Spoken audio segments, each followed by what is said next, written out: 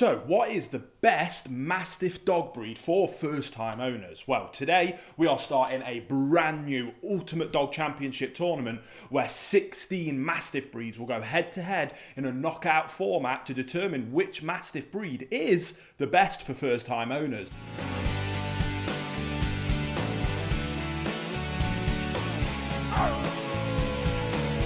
Welcome back to the Fenrir Canine Show. If you are new here, I'm Will. I'm a canine behaviourist and I'm the founder of FenrirCanineLeaders.com. This channel is dedicated to helping you choose the perfect breed for you, then how to become a high-level canine leader through our range of online resources, as well as providing the world's leading tools and equipment that help you in raising perfect canine companions. So if this is your first time here, please start your journey by subscribing and turning on that notification bell so that you will never miss a future upload. And quickly, before we dive into the best Mastiff breed for first-time owners, I'm so excited to announce a project that I've been working on for a while.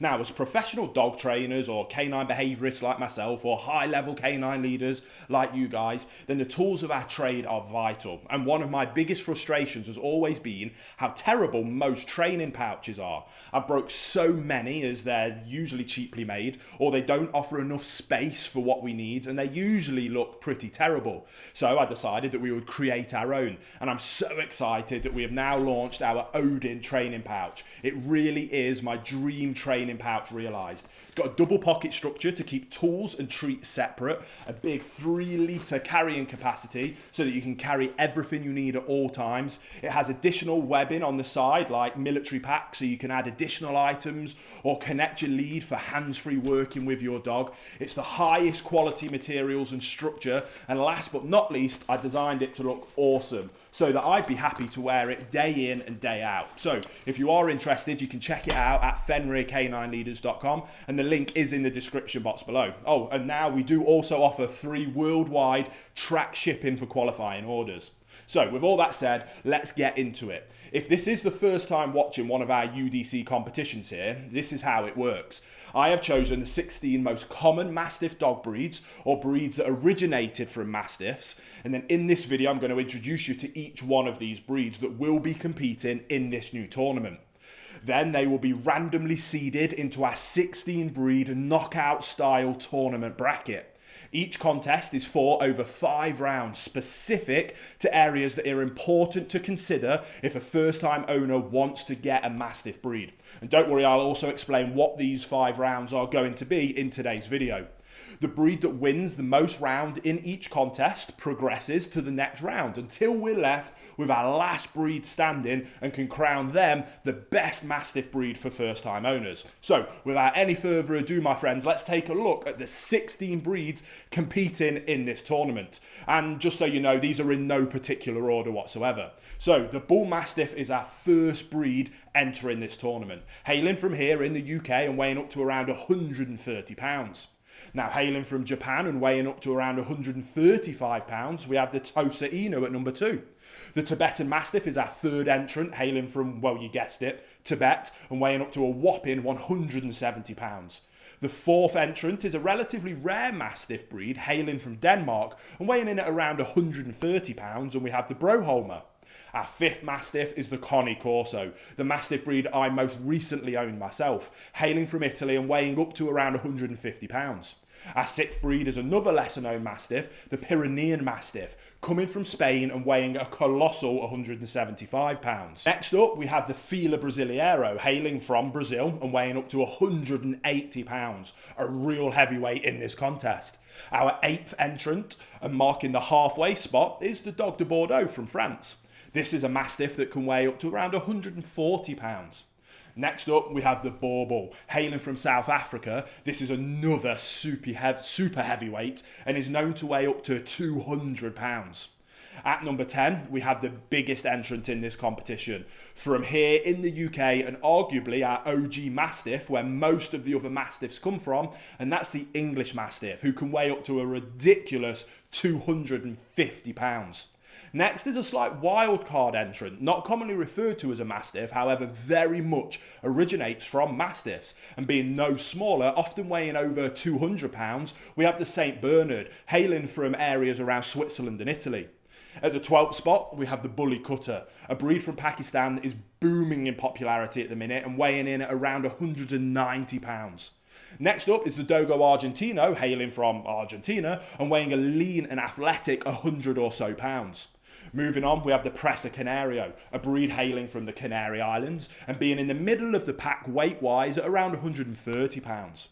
The Neapolitan Mastiff takes our 15th spot, another breed from Italy. This is the wrinkliest and droopiest of all our contestants and can weigh up to 150 pounds.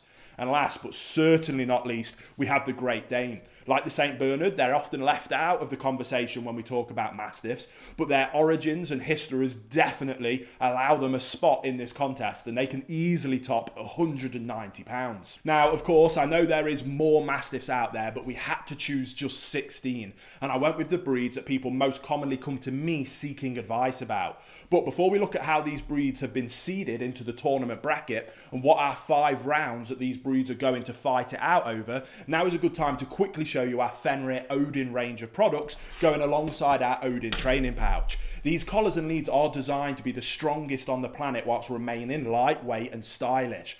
We produce these to be accessible for mostly medium breeds and up, but it's no secret I have a huge bias and love for these Mastiff breeds, and that was at the forefront of my mind when we created this range. I wanted products I would personally love to use with my Mastiffs. So if you're interested, the links for more information again can be found down in the description box below. So let's take a look at how these 16 breeds were randomly seeded and who they will come up against in the first round. Starting with our left side of the bracket, contest 1, or the left side, sees the Bull Mastiff take on the Fila Brasileiro. Second contest puts the Bauble up against the Bully Cutter. Next we have the St. Bernard going head to head with the Presa Canario. And lastly we have the Pyrenean Mastiff competing against the Tosa Inu.